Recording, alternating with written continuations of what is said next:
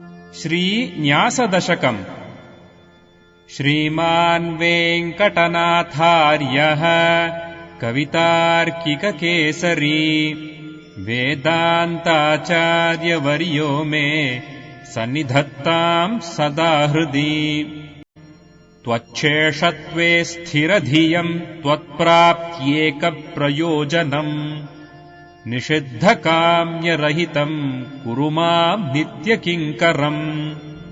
श्रीमान् वेङ्कटनाथार्यः कवितार्किककेसरी वेदान्ताचार्यवर्यो मे सन्निधत्ताम् सदा हृदि.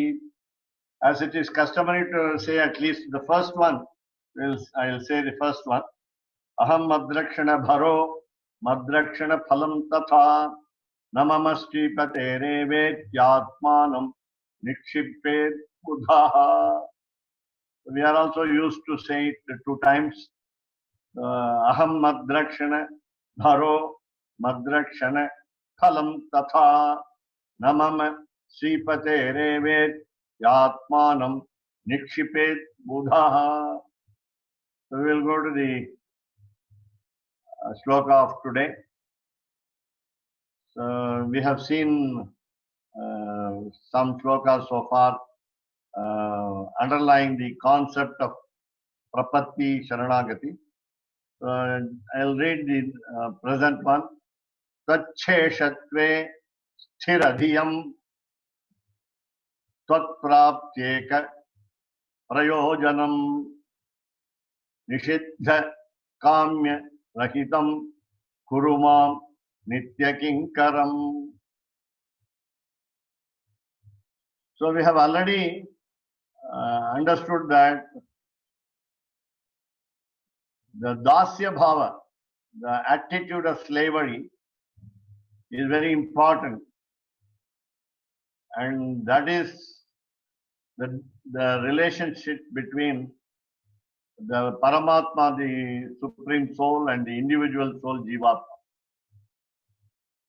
We have, of course, as you know, 9 types of relationship between the 2 souls, namely Paramatma and Jivatma. The one of the 9 is Bharta, and the master, and the Sevakaha, the servant. Or you can say Prabhu, the Yajamanaha, the master, and the servant, Sheshaha. In any term you can say that.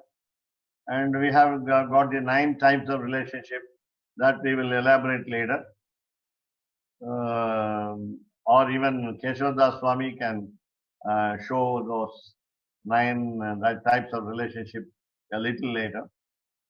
Now, we have already said in the second shloka, Vishwasa Prarthana Puram in the second half. There, already we know that one of the steps of the total surrender is Vishwasa Prarthana Puram. So already one of the steps in the total surrender is reposing great faith, rather 100% faith, or can say, we'll also say a little more, 200% faith on his protection of the individual soul. So Mahavishwasaha we say. We also add one more word, Rakshishyati iti Mahavishwasaha. So we live on to believe that in future he will protect us, not immediately in the sense that we don't need the protection immediately, in the sense protection is actually grant of salvation. Therefore, that is complete protection, 100% protection. There is no danger attached to Vaikuntha. The very name Vaikuntha means, as you know, Kuntha means something lacking, and there is nothing lacking in Vaikuntha. There is no folly, no fault, no aberrations, nothing negative. So Vaikuntha Prapti, reaching the destination, namely the beatitude, there is what you call, in our case it is faith, complete faith. So now here, that is being confirmed again. So Tat Sheshatve Stiradhiyam. Tat Sheshatve. You know, there is one very close to him in proximity, namely Adi Shesha. He is the first servant. Adi Shesha meaning first servant. That doesn't mean a snake.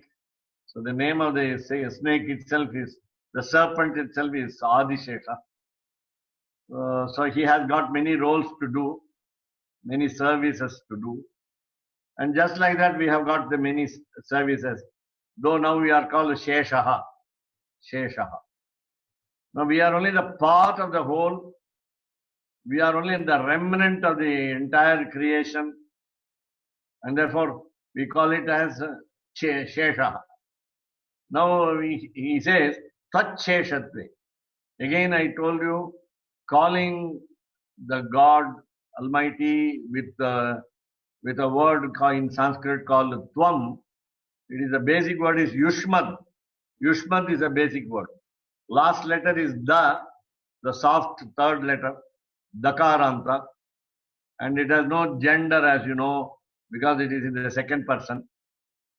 Because it means YOU. YOU in singular or dual or plural. There are 21 words in the declension of that Yushmad. So here, the Tvat, normally the basic word is used. Here it is Panchami Vibhakti word. Panchami Vibhakti is what we call ablative case in English. Sanskrit Panchami Vibhakti and Tamil Aindam Vetrumai, exactly equivalent. And then we call it, there are two meanings for this Panchami Vibhakti pratyaya, namely from, from or than.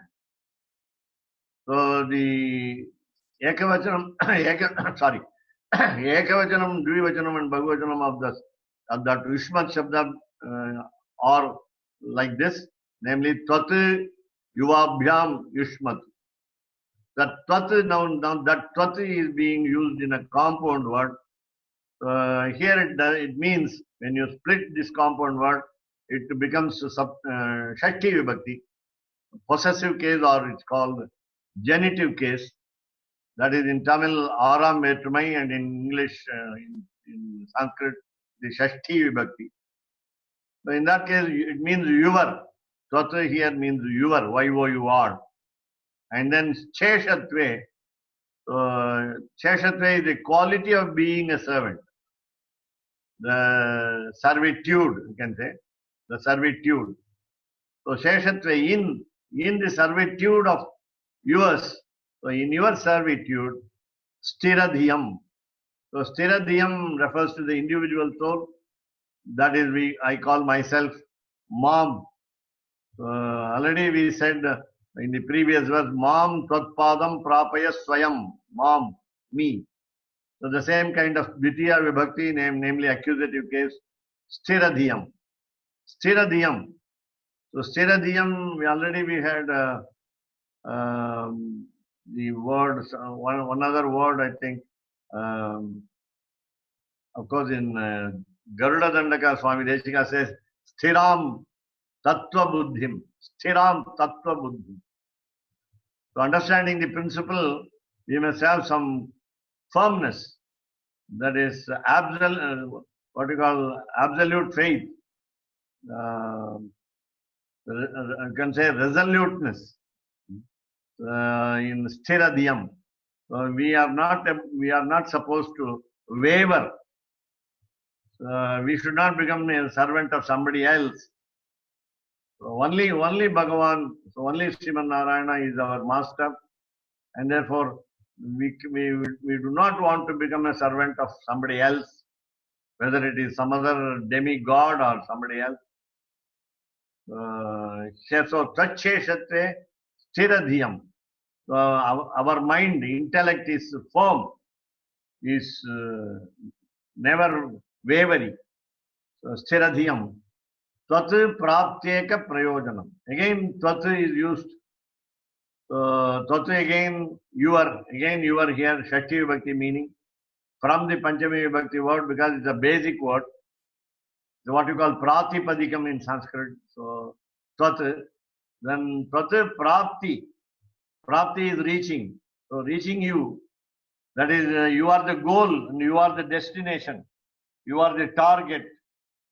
You are the aim. So, tat prapti, reaching.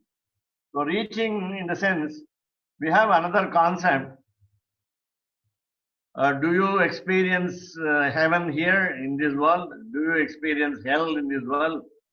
For both questions, we say yes. So we can experience heaven here, we can experience hell here. That means we can experience Vaikuntha also here, at least in the heart. So mentally, we enjoy the spiritual blessing. Therefore, here remaining here in this world as either as a human being or something else as a creation, we can still have mental access to the Vaikuntha or the Lord. Reaching the destination is not physically going there. So, tat prapti, reaching you, eka prayojanam. That is the sole aim, S-O-L-E. That is the only aim. So, that is the only advantage of having a firm intellect on your servitude. So, tvatcheshatve stiradhiyam tvat praptyeka prayojanam. So, here in eka prayojanam, we also mean that I have no other refuge. I have no other shelter to go. I have no other resort to approach. So, eka prayojanam. We again say the prayojanam, the use, the advantage is in itself the same as the Lord, reaching the Lord. So, tat prapti eka prayojanam. So, that is why Alavandar in his Yamunacharya in his Stotraratnam says, Ananya gatihi. I have no other refuge. Not because I have no other refuge, I come to you, but because others cannot protect me so well as you. So you are the best protector. That is the meaning of it. But that is, it is not that I am trying to find someone else who is better than you, or I am trying to find out somebody equal to you. So in Sanskrit, Vedavakyam says, Na bhuto na bhavishyati. In Tamil, Divya Prabandham also says, Ottarum mikkarum illada maya. Ilayaya maya, he says. Ottarum mikkarum ilayaya maya. There is nobody equal to you and nobody above you. Nobody surpassing you, excelling you. So, the simple na sadrishaha, na atitaha. Nobody equal to him and nobody above him. Nobody who can surpass him. So, tat praptyeka prayojanam. So, that will be the advantage of reaching you. Reaching you itself is an advantage. Nothing further. And then we come to again the steps of surrender. The first step of surrender actually, Nishiddha Kamya Rahitam. So we said the Pratikulya Varjanam in another term. We said in the second verse, Akinchanaha, again, Akinchanaha, Nyasyam Akinchana Sriman, Anukulaha, Anyavarjitaha, we said. Anyavarjitaha, last word is Anyavarjitaha. Thank you, Swami Keshav Anyavarjitaha. So Anyavarjita is now equivalent to here this in this particular verse, namely Nishiddha Kamya Rahitam. So even if I would like to commit some mistakes of having different desires, uncouth desires, we say. Uncouth desires. That is unwanted desires, unprescribed in the Shastras, namely scriptures. Kamyam, many of us are doing kamyam. Keeping the aim in our mind, we do many things. We act, we perform many actions by remembering the desire in our heart and also goal in our heart. Nishiddha kamya, the prohibited actions. The prohibited actions done for some other purpose other than surrendering to the Lord. So Nishiddha kamya, rahitam. Rahitam is without. So we must be sans, according to French, sans prohibited actions. So Nishiddha kamya rahitam. Then again all these three words, stiradhiyam, then tatprapteka prayojanam, then Nishiddha kamya rahitam. So all qualify the word mom, me. So we take liberty in ordering the Lord, Kuru, do, please do. We don't say even please do, though politely we say according to English and Sanskrit, the what we call lot lakaraha. Lot lakaraha meaning it's a what we call imperative mood. Imperative mood. That's what equivalent of lot lakaraha. We don't have equivalent in Tamil.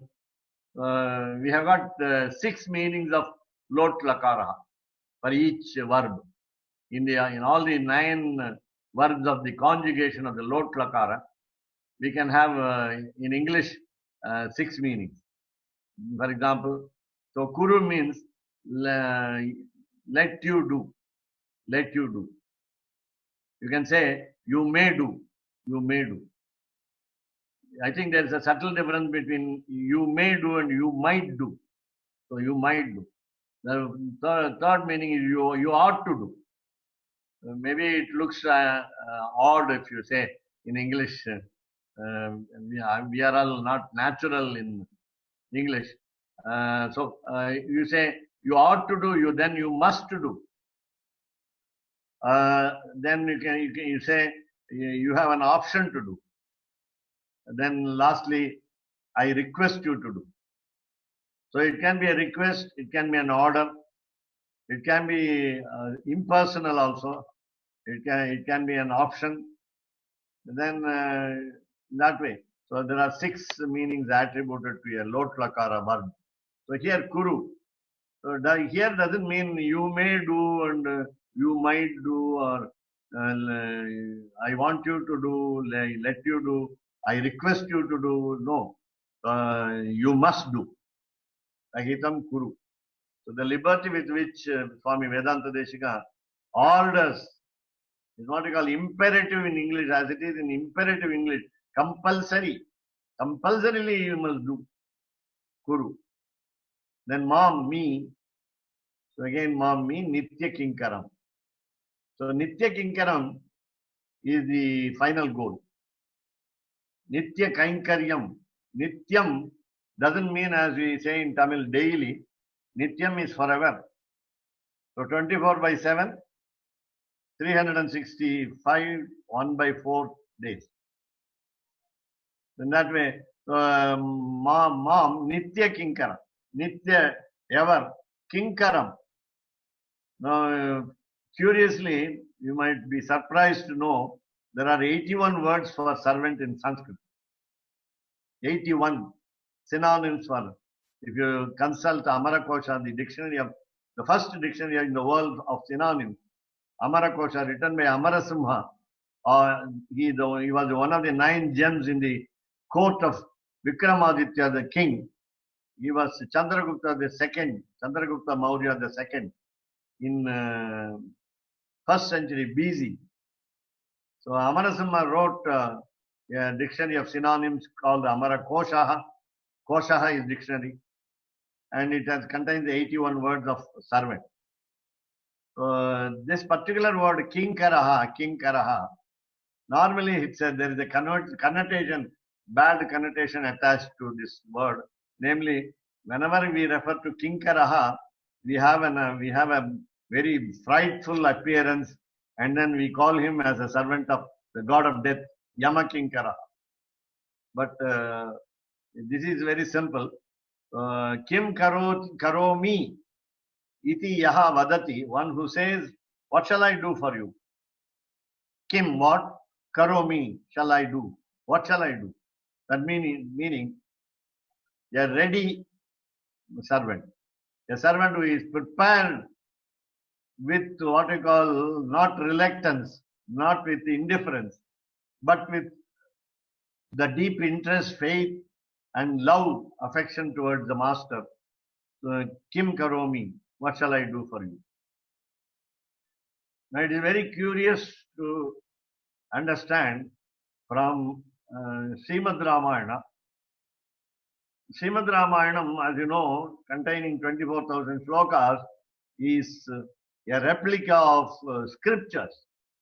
We say, Vedaha prachetasat asit sakshat Ramayanatmana. Valmiki says, the Ramayana is only a representative of the scripture. So the scripture is studied through Ramayana. Ramayana says in many places. Now the sample is shown by Swami Vedanta Desika in Sri Stuti. In the 23rd verse of Sri Stuti, he says, Goddess Mahalakshmi is asking us, inquiring, what do you want more? What do you want more? Kim te bhuyaha priyam iti kila smeravaktra vibhasi. He gives a what you call utpreksha. Utpreksha in the sense poetic fancy. It is called it has an equivalent in English also. Here, so in poetic fancy, he says the law Mahalakshmi has a smile, has an inimitable smile, has a sweet smile. And the smile seems to say, what do you want more? Kim te bhuyaha priyam. The smile has a meaning. In the same way, in Ramayana, it is very pertinent and of course what you call wonder to it's a wonder to know that even Rama as a godhead, Rama is only an incarnation of God, but still Rama is being asked by many people, what do you want? I shall do for you. It is something funny to know when Rama is already Rama is an almighty, though recognized as an ordinary human being in Ramayana, because he wanted to advise the world that a human being also can be so good. Rama as an incarnation, as a human being. Rama is being asked. Not Rama is asking, what do you want? I want to help you. I want to help you. Kinkaromi. So Kinkaram. Kurumam Nitya Kinkaram. So make me a permanent servant, not a temporary servant. So make me a permanent servant and then of course with a firm intellect, Tvacheshaspe Stiradhyam. So I don't want to resign my job and go. Then suddenly, Tvacheshaspe Stiradhyam. We call them in English mercenaries when parampara, according to parampara, the servant is there. For example, in Ramayana, Sumantra is a minister for the family of Dasharatha. And by his father, his grandfather, all were servants of, so the mercenaries of the royal family. So in parampara, by what we call race also, the whole family is the servant, the servant's family. So also he says, Tvacheshastre Tiradiyam, I must have firm intellect in serving you only. Tvatprapteka prayojanam, my purpose is to reach you. Then nishiddha kamya rahitam, I must avoid prohibited actions. And then that you must make me. That you must give me the mind, the bent of mind and the attitude not to perform any bad actions unprescribed in the Shastras. Here, there's again, so lastly, Kurumam Nitya Kinkara. Now, your turn to whether it is clear or you can understand, you can corroborate, you can add, and you can also question. And whatever I know, I will. So very good. So let me understand this. So first of all, Twat Sheshatwe, right, means that he is, first of all, he's making a declaration that I am your servant. Yeah. And then secondly, he's asking the Lord, please make my mentality fixed. Yeah. And then he's saying why he wants his mentality to be fixed, so that he can become, so that he can attain the prayojanam, the goal, which is the Lord himself, and only that goal. Right. And then after he says what the goal is and how he will attain the goal, then he's saying what will stop him from reaching that goal will be the nishida karma, doing other things. So this is very, other Vaishnava acharyas are also saying like that. We should understand, first of all, tattva. Tattva means we are the servant. Hita means, hita means being fixed in service. And tattva, hita, and purushartha, the goal is to attain the Lord or to attain moksha. And what is stopping us from doing that is all of these unlimited desires, which he should take away from us. Yeah. So then after that, he's saying now again, he's repeating that he wants to be, he wants the Lord to make him an eternal servant. So he's realizing that the goal cannot be attained by himself, but only by the Lord's command can he become the eternal servant of the Lord. Right. So in a sense, this case, I just want to add one. Not only he is upeya, the destination, but also upaya, the means. The means. Yeah. Yes. So again, he's summarizing, he's repeating some of the things which have come in the previous verses, and he's summarizing the system of surrender, and how the prapana, how the refugee to the feet of the Lord has to think, and how he has to act, and what he has to hope for, and what he has to neglect, what he has to reject. And ultimately, the last part of it explains that the Lord himself is the only one that can award moksha, or can award us the status of being his eternal servant. And I think I've already told you, the kainkaryam, the service itself is moksha. Yes. Whether here or there. Yes. So the interesting thing one very interesting thing that you mentioned in the class was that it is not moksha is not necessarily a physical transference to a place called Vaikuntha or Nityalila, but it can be understood within the heart. But in previous classes, we were talking about in Sri Vaishnava Sampradaya, there is the idea of videha mukti, that moksha can only be attained after the fall of the body, and we've even seen this mentioned in this Dasakam. So how do we square that idea with the idea that we can realize Vaikuntha within our heart here itself? Yeah. Very nicely put.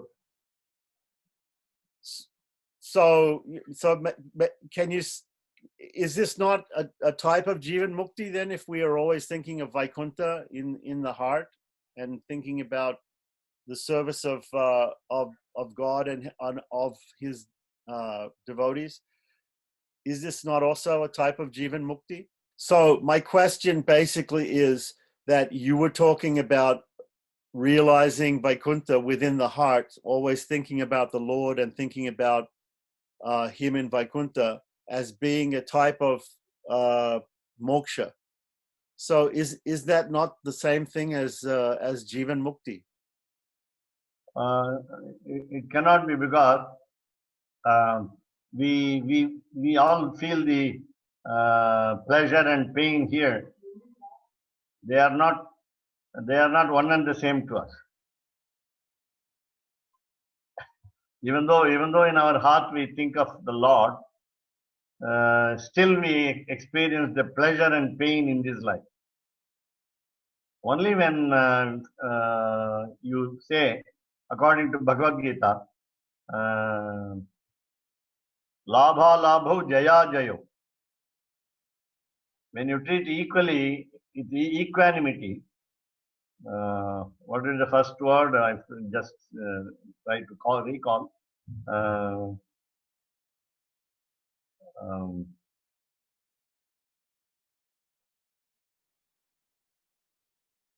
Whether it is victory or defeat, whether it is pain or sukha dukkhe same kritva labha labho jaya jayo tato yuddhaya yujyasva naivam papam avapsyasi.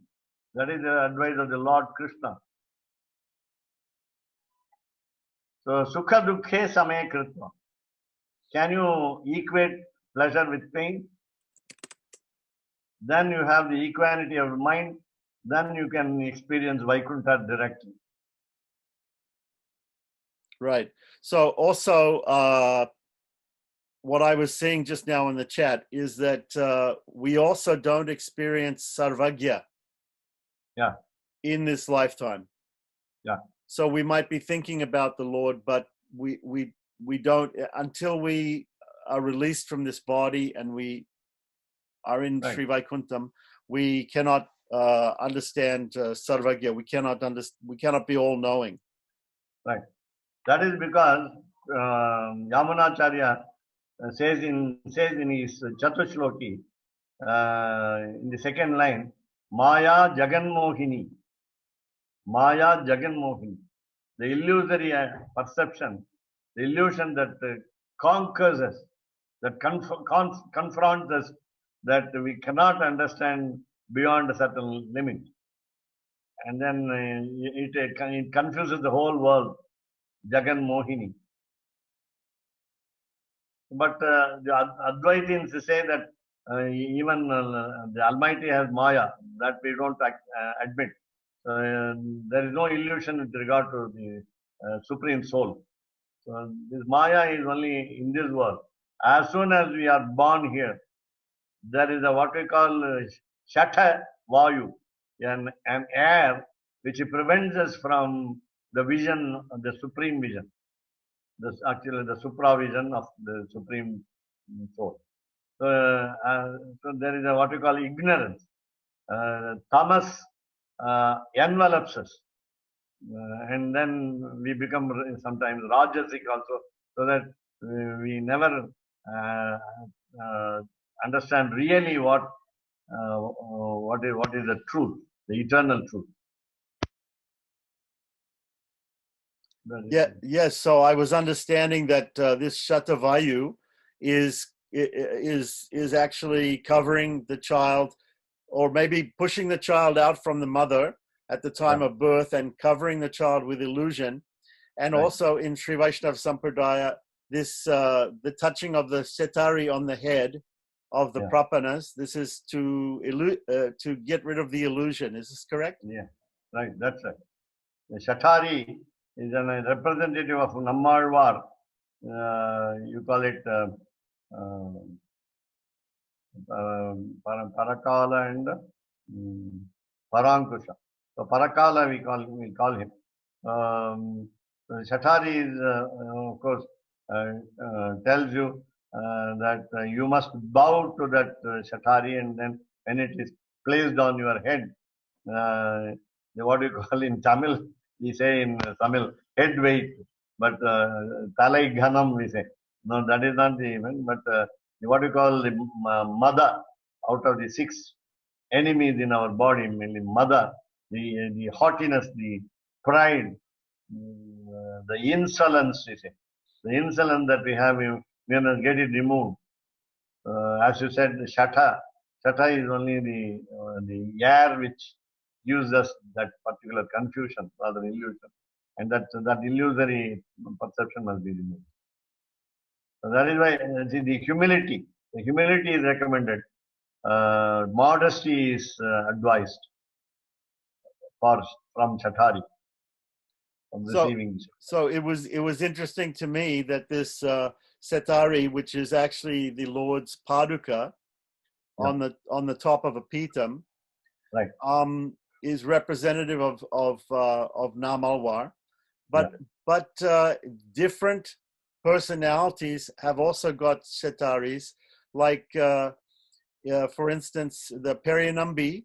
Periyanambi was the guru of Sri Ramanuja, and in the deity of Periyanambi, the Shetari of Periyanambi is considered to be Ramanuja, and the Shetari of other personalities like Mahalakshmi might be some other personalities. Ramanuja's Shetari must be considered to be one of his disciples, is it not?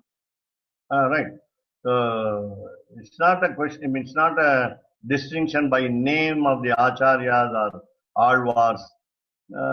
We believe, of course, as you said, the divine feet of the Lord is there on the Shatari, the metal cover.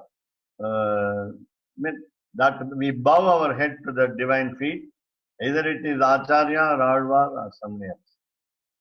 It's not a very clear-cut distinction between Periyanambi Shatari, Mahalakshmi Shatari, and then Sriman Narayana's Shatari.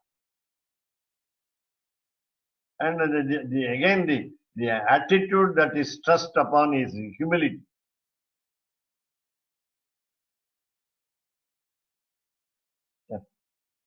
Again, the Acharya Bhakti, the devotion towards the preceptor, the Guru. Yatha Deve Tatha Guru.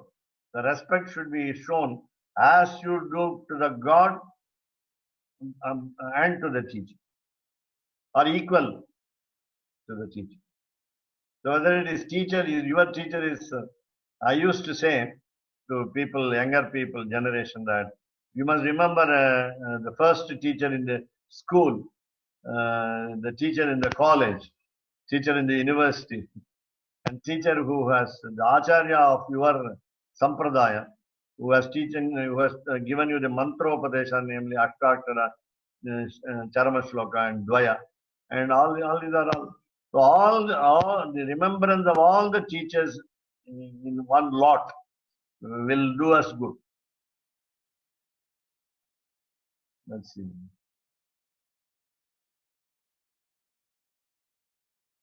Now, Raj Singham, as you said, no, from Sri Lanka.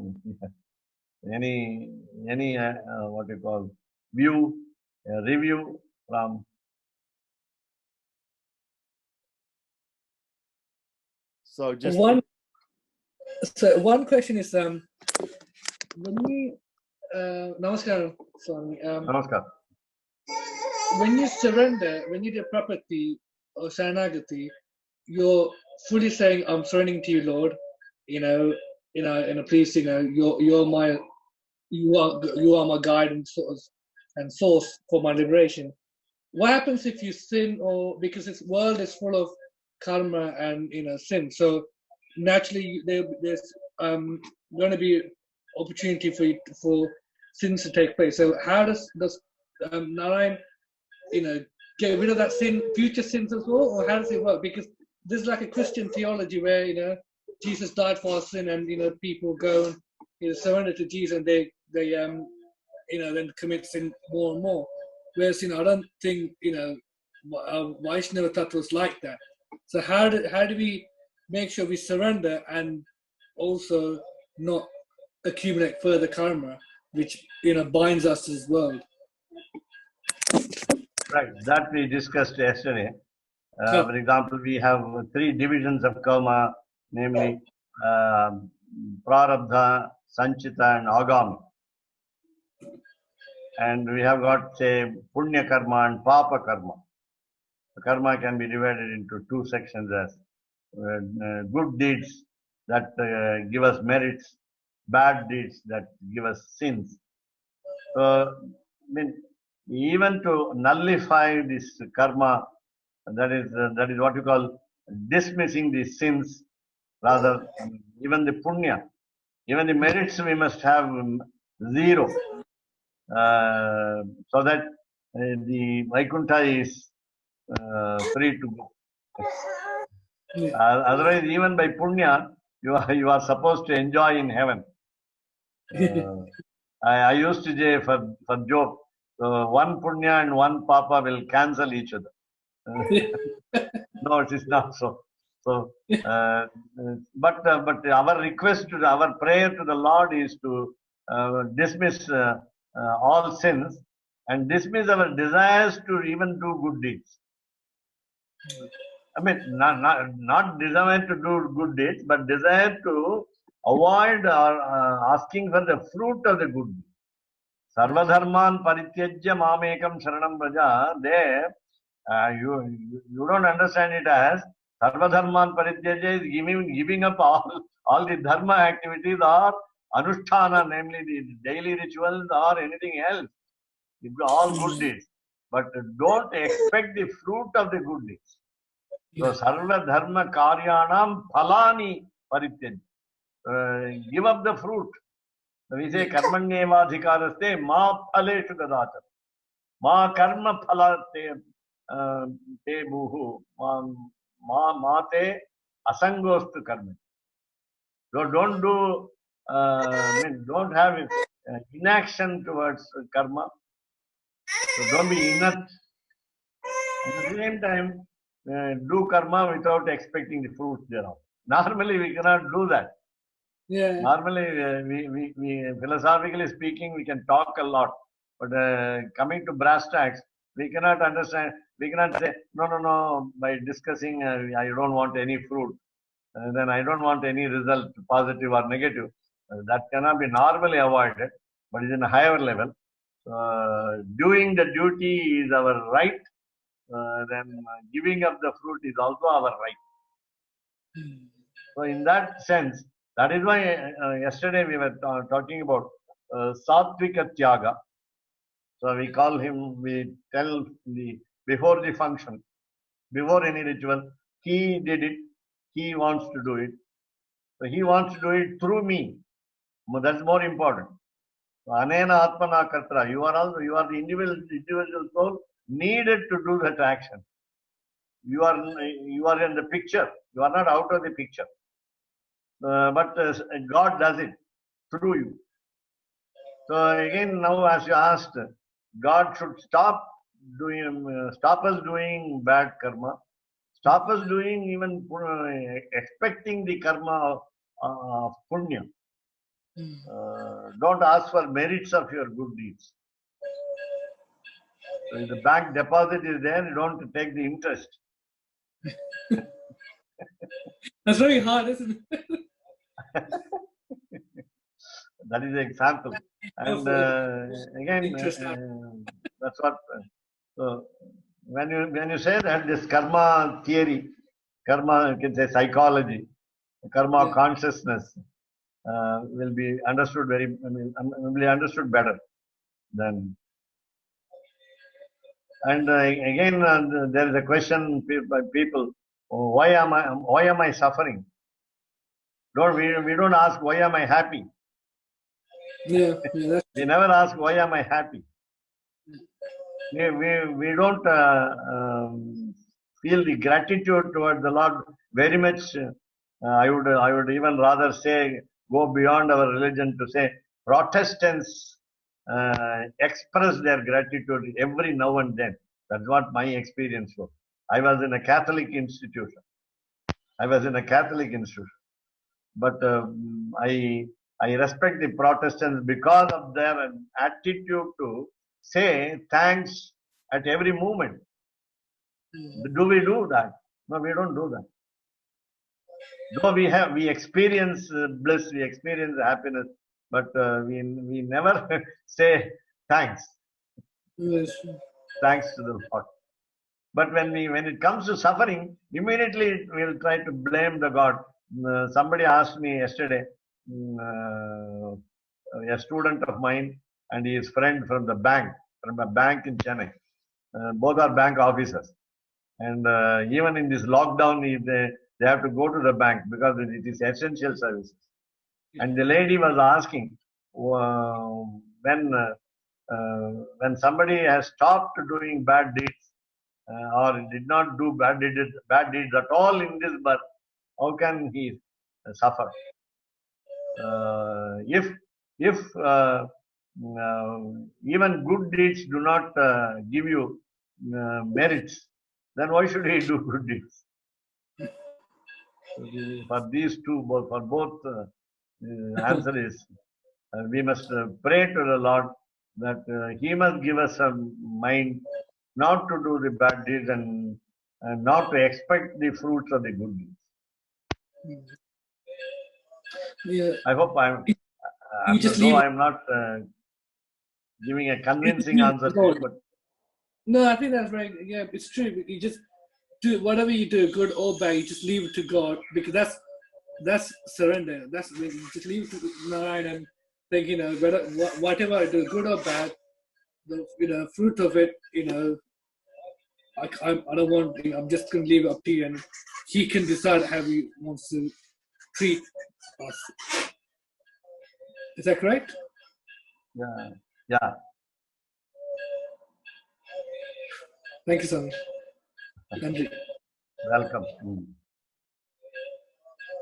Swami, with respect to that same question, I remember you answered, I think, in Sloka 3 about the different percentages. Like you do 25%, with prayashchita. If you do something knowingly, that 25% is finding out what the prayashchita.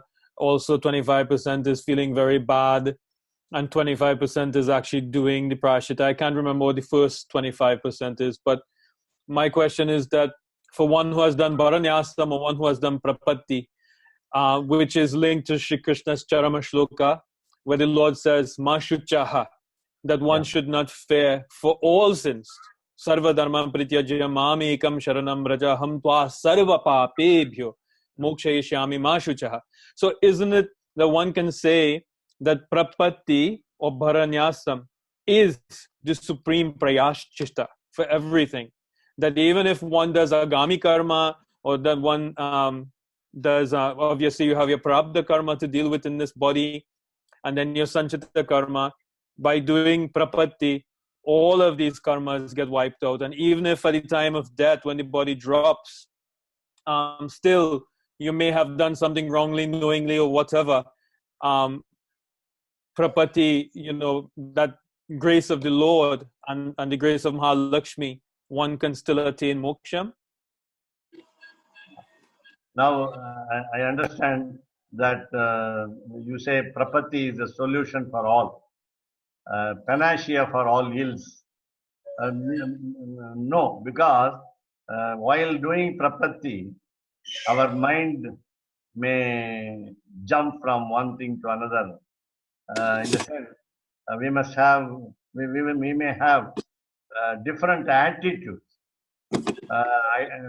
Though I fully believe, I have full faith in the Almighty, we are led to think of the fruits of prapatti. And since prapatti is a comprehensive term to include all the steps involved there, we must surely unscrupulously follow these steps. Instead of saying, I don't want to feel that I'm helpless, akinchanaha, then I don't want to avoid bad habits, that is anyavarjitaha, then I don't want to be favorable to the scriptures sentences, I don't want to obey them, and I have no faith in God that He will protect me. I have no 100% faith in God. And finally, I want to choose a protector, Goptrutva Varanam. Then with all these steps undone, then how can you expect Prapatti to be true? That is my question. And as you say, by just Prapatti, you can solve all the problems of no step is needed. You need not have stages of development of Prapatti and so on. So as you feel, when you know these steps, then you carry out them. If you do not know the steps, you simply fall at the feet of the Almighty and say, I have surrendered to you. Now solve all my problems and give moksha. Okay, so you're saying that a process is defined there. This is why a process is defined there. It's not a question of anybody, of course, an uneducated person does not understand all these steps. Mm-hmm.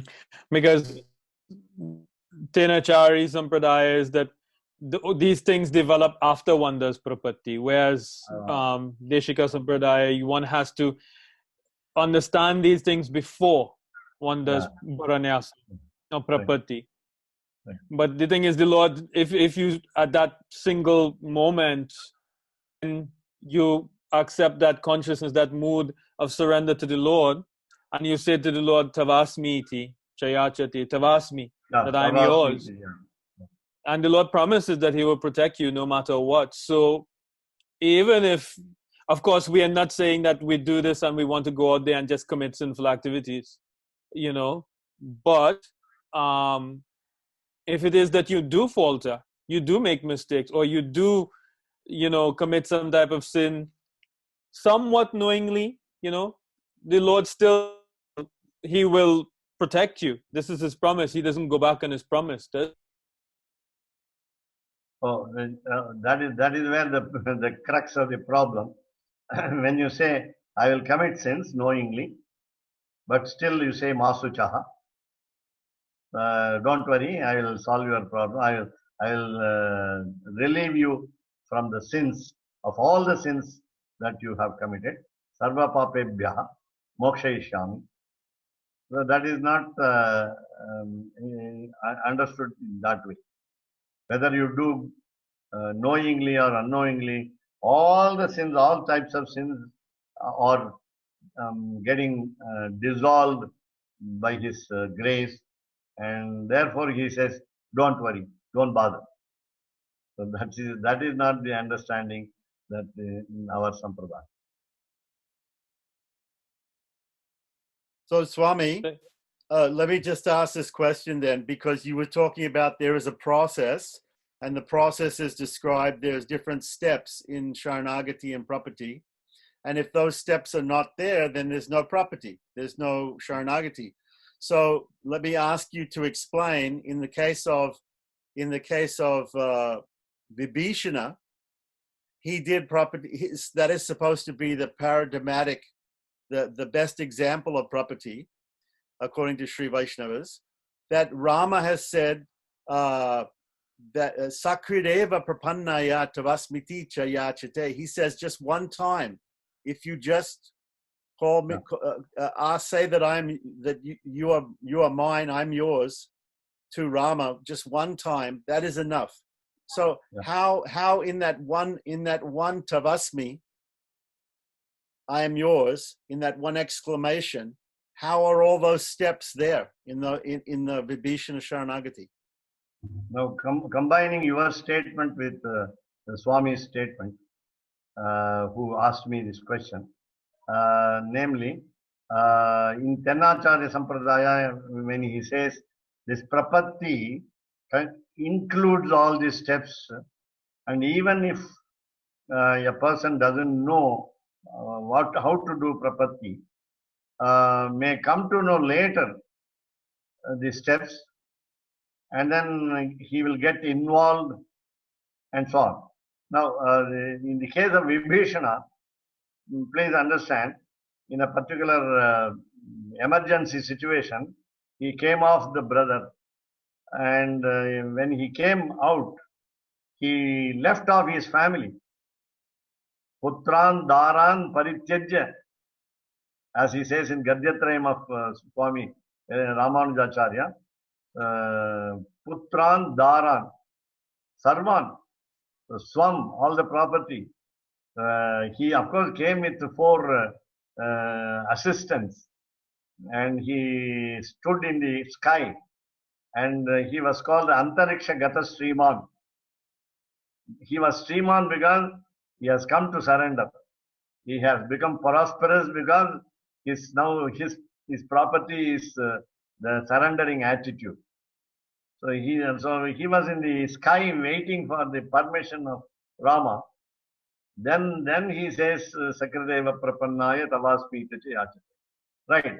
In the so Vibhishana's Sharanagati is a complete Sharanagati in itself. That's what they say.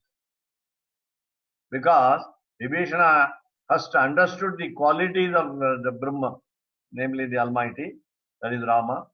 And again, he knows that he has a faith that Rama will protect him against his own elder brother Ravana.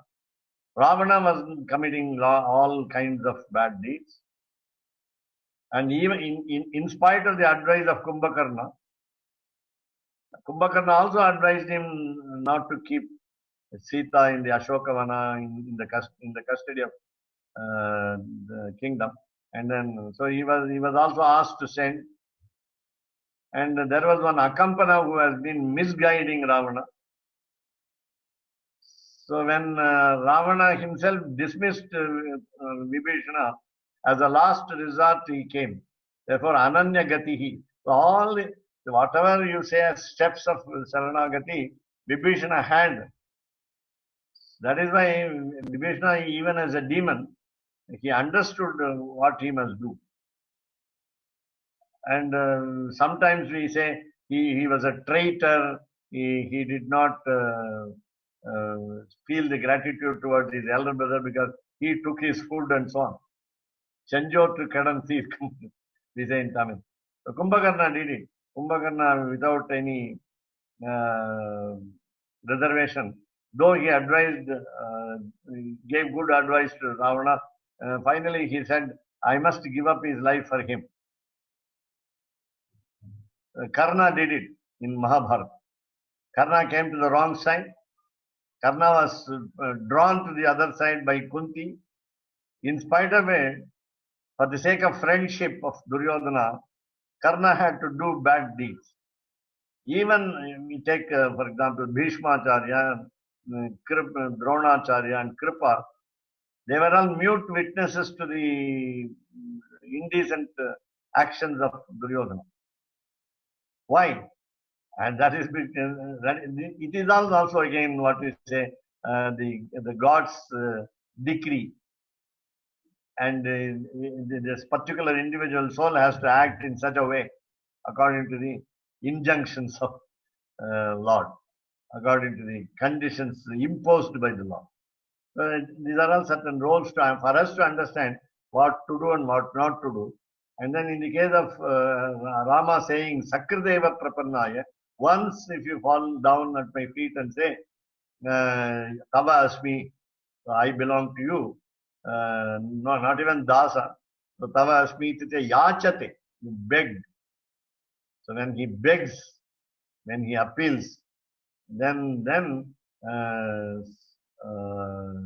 Dadami Etad Vratam.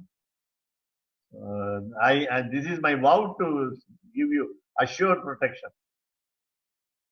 Tavasmi Yachate Abhayam Sarvabhutebhya.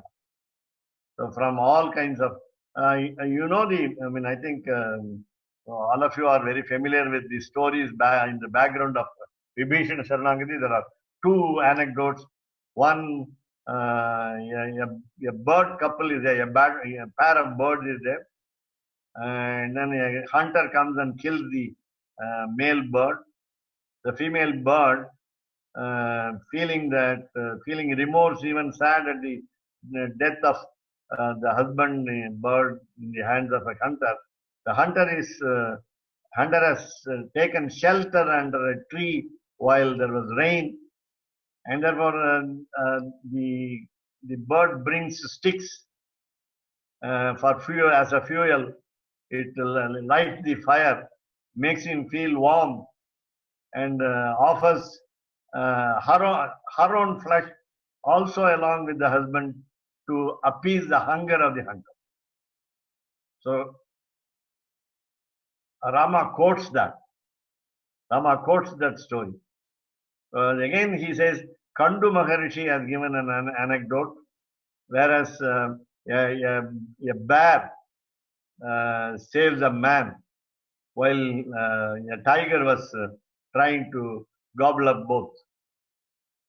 So when even animals, a bird as well as a bear, when they are ready to protect a prapanna, then why not I? That's what he says. And again he says, Angulyagrena Hanishyam. I can, by the tip of my finger, I can kill Ravana any moment. But if Ravana comes and surrenders to me, I shall grant him Kosala Rajyam, the kingdom. Somebody asked him, it is not yours, it is Bharata's. How can you promise him? Because already Vibhishana has been promised the Lanka Rajyam. Then he said, my brother will have no objection for me to give Ravana the Kosala Rajyam. This kind of what you call of course the Ramayana, as you know, Sharanagata Rakshana Dharmam is what you call is propagated. In our case also, when somebody comes to get rescued, then we must help. That is what we understand. But whether we help or not, that is different. So at least what you call paschatapa, when somebody suffers, the Sri Vaishnava's attitude will be suffering along with him. If at all we cannot help to revive him. So that is the mental what you call the condition of the mind which we must adopt.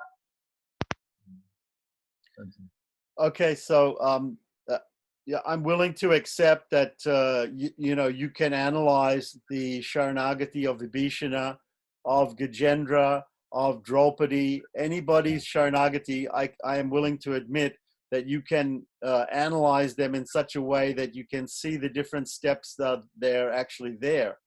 Right. But at the same time, when Rama gives his Rama Charma Sloka, in his Charma Sloka, he doesn't mention any other step, but simply saying, I am yours. Tavasmi. So Rama doesn't ask for us to follow all these steps.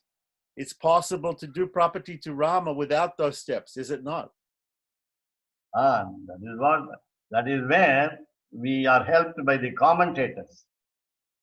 It is not enough to understand the literal meaning of these words in the Charma Sloka of Ramayana. Sakrideva Prapannaya.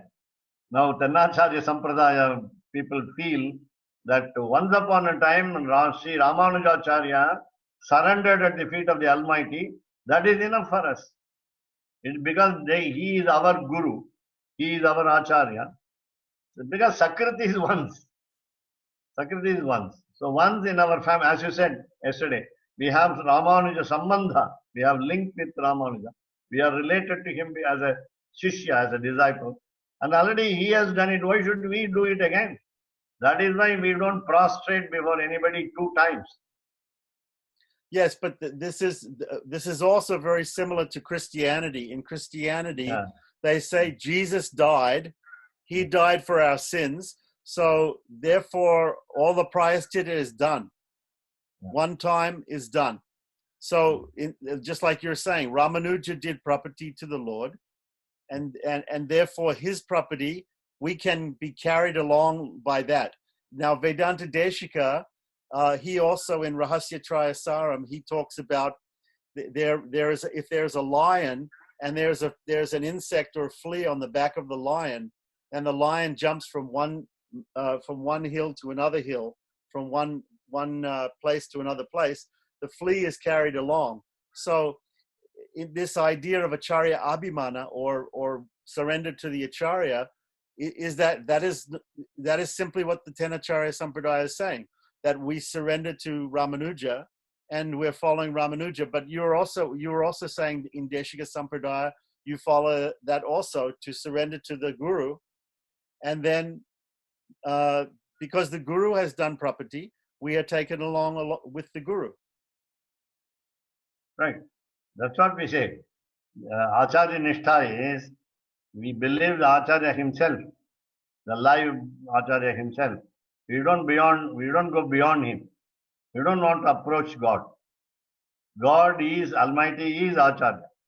And that is Acharya Nishtha. Another way in Deshika Sampradaya. Munitraya, we call it Munitraya Sampradaya. Munitraya Sampradaya. So can you say that the difference in Acharya Abhimana between Tenacharya Sampradaya and Deshika Sampradaya is, you say that you have to have faith in the Guru, the living Guru, your Guru, but the Tenacharya Sampradaya, they say we have faith in Ramanuja and that is enough. So even if we don't have faith in our living Guru, but Ramanuja himself is the one who has done the property, and since we are connected in some way, some small way to him, we are also taken along included in his property. Just one example of the word that he has used, Ramanujacharya used in his Gadyatrayam is, then why should he prostrate again and again? Utthaya punaha pranamya, utthaya punaha pranamya. Getting up, salute, make Ashtanga Namaskara, again coming up, get up, then do again, pranam. So from punah pranamya, utthaya, punaha pranamya, sharanagati gatya. So how many times one should prostrate before the Lord? He says many times. He just says 2 or 3 times there, the word. Of course, Periyanambi, he gave this example, by practical example to Periyanambi in Sriranga. Then why should he go on prostrate? So if it is Sakrit, once is enough. But the prapatti as an attitude is only once, but the physical action is many times. Physical action is for many times. Yeah, so we see that difference, that normally the Tengalais or the followers of Tenacharya Sampradaya, they're prostrating only one time, and the followers of Deshika Sampradaya are prostrating 4 times, and the 4 times... even times. Even 2, times. 4, 6. 2, 4, 6, okay. And you must know curiously that our 46th Pontiff Aryashingar has given a rule that a sannyasi, a monk, should be prostrated 3 times. It's an odd number. You must prostrate before him 3 times. Generally, we have been doing all these years by our elders' practice, that we go on prostrating before him till he says stop. Boundary Andavan says Narayana, Narayana, so that we understand he wants us to stop. So we don't want to stop till he gives permission to stop. Then we stop. We go on prostrating. So in that case, So, I mean, here there is a new rule. Sannyasi must be prostrated 3 times. And then I asked Parakalamata Swami, present Parakalamata Swami. He also has quoted some words so many times for so many people like that. He had some definitions of prostration. How many times? But Okay. generally, as Deshika Sampradaya people, we give even numbers. We take even numbers. 2, Okay. 4.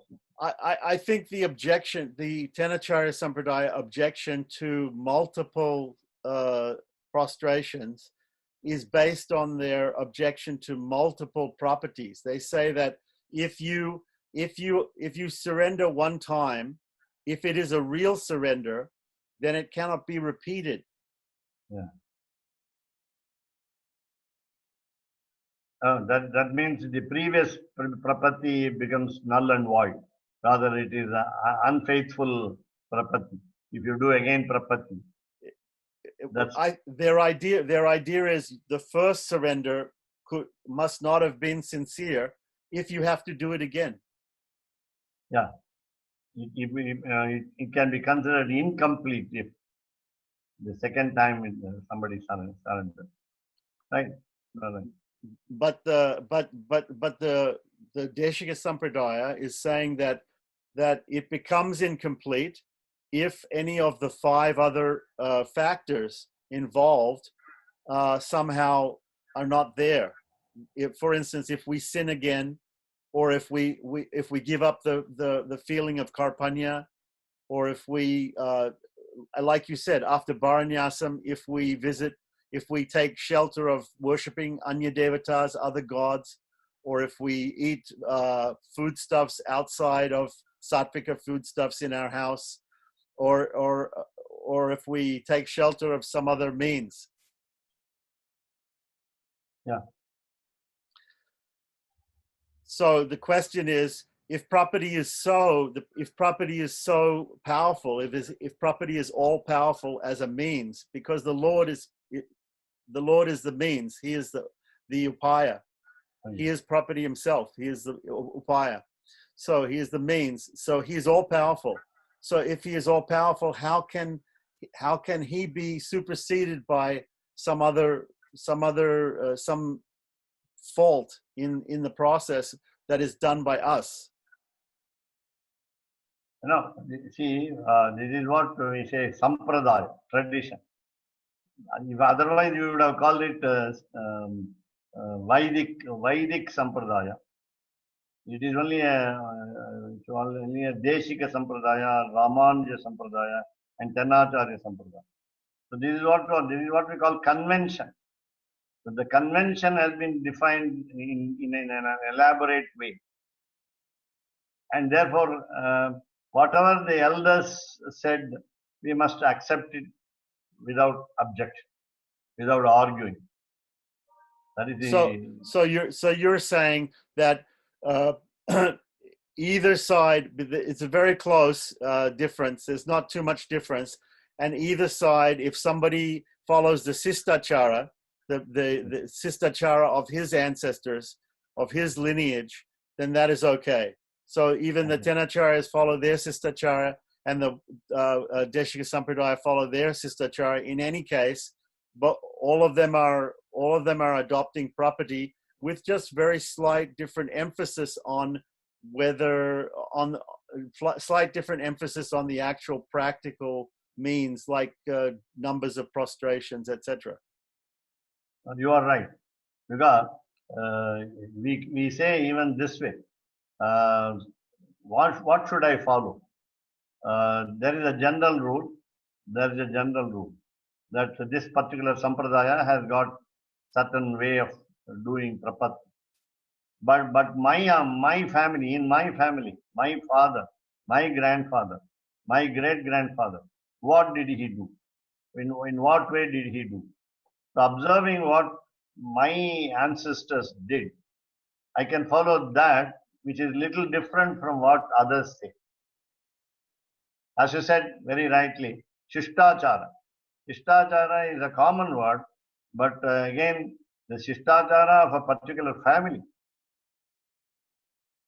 For example, even Tiruvaradhanam, take for example Tiruvaradhanam. When you do Tiruvaradhanam, it is slightly different from yours and mine and somebody else also. My grandfather did it so and so I follow it.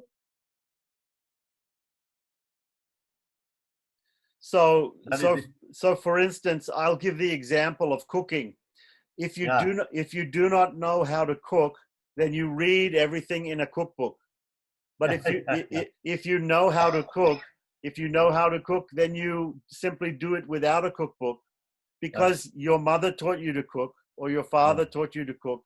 So you know how to cook.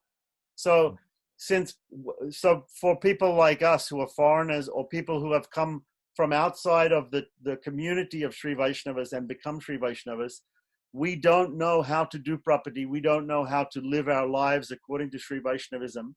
So we read books like Anakams to give us the idea of how to practice.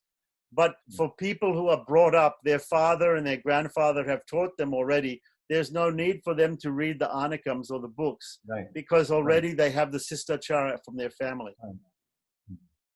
And another aspect is that, suppose I have not seen my grandfather doing Tiruvaradhanam, then I have not observed closely the minute details of my ancestral habit.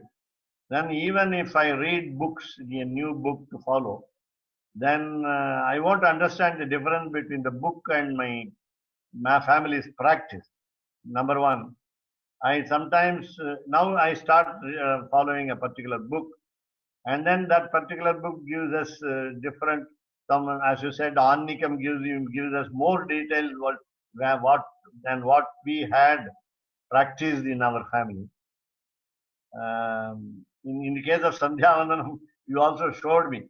I must tell others. I think we know this example, but you can tell the story also. Yeah. So if there is a difference between the book and the old practice of the family, we may not know, we may not recognize that difference.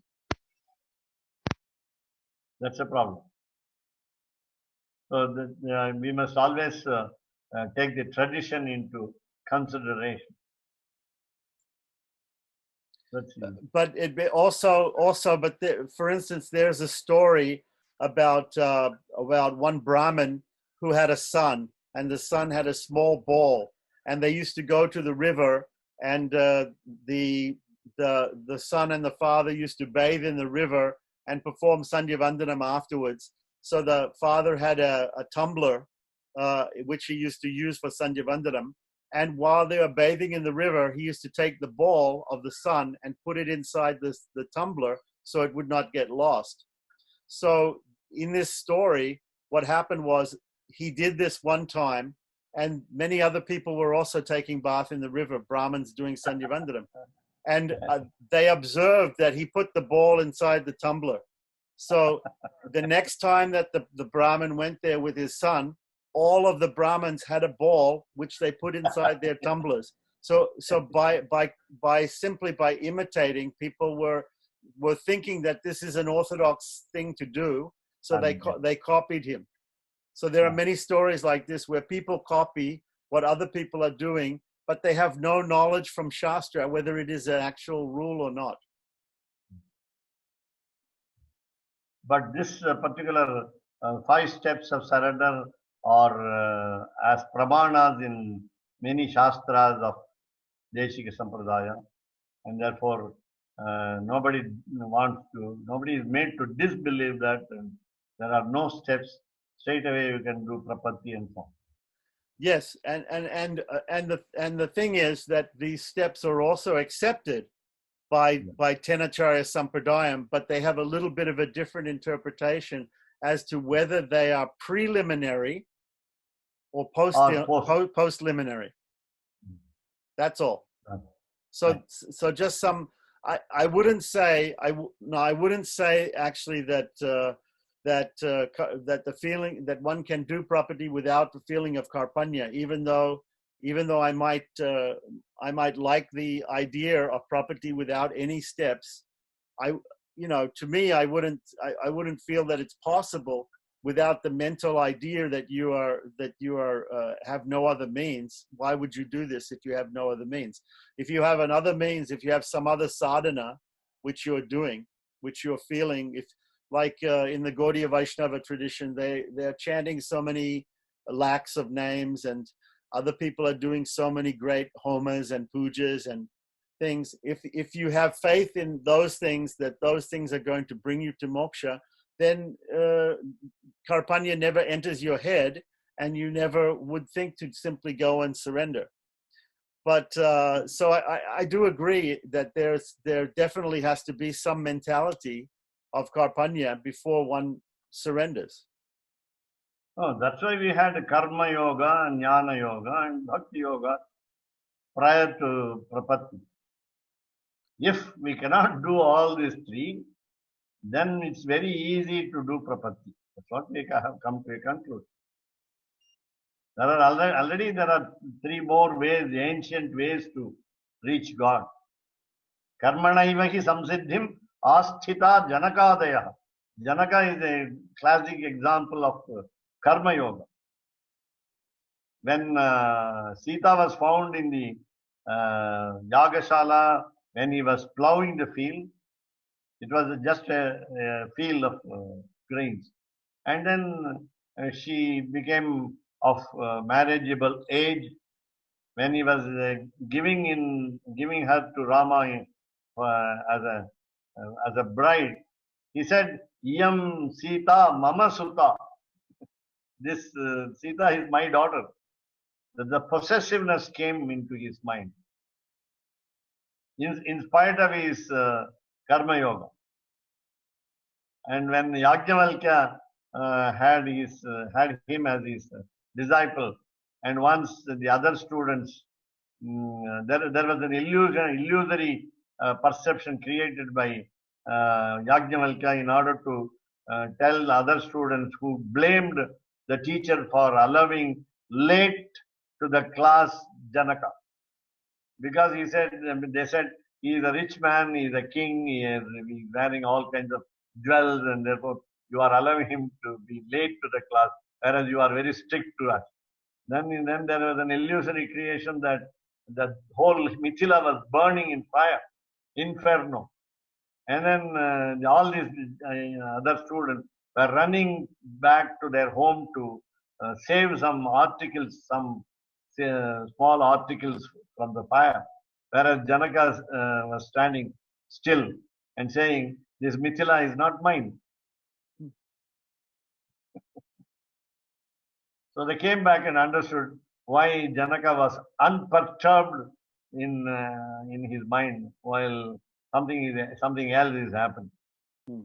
I think there's also the example in the life of Ramanuja that Dhanurdasa and his wife were considered to be great devotees. They were considered to be great, even though they were grihastas.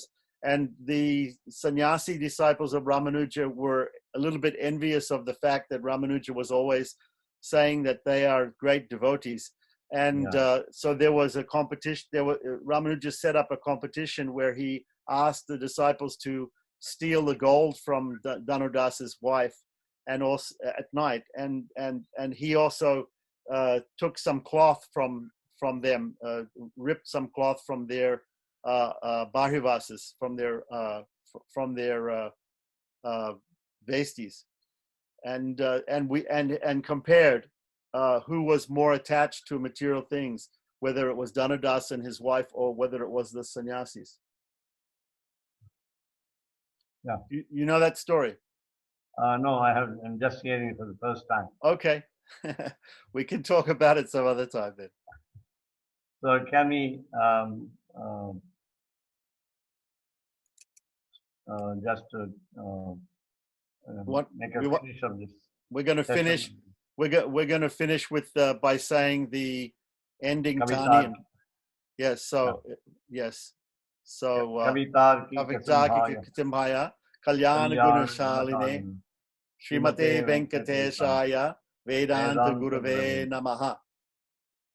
कवितार्किकसिंहाय कल्याणगुणशालिने श्रीमते वेङ्कटेशाय वेदान्तगुरवे नमः।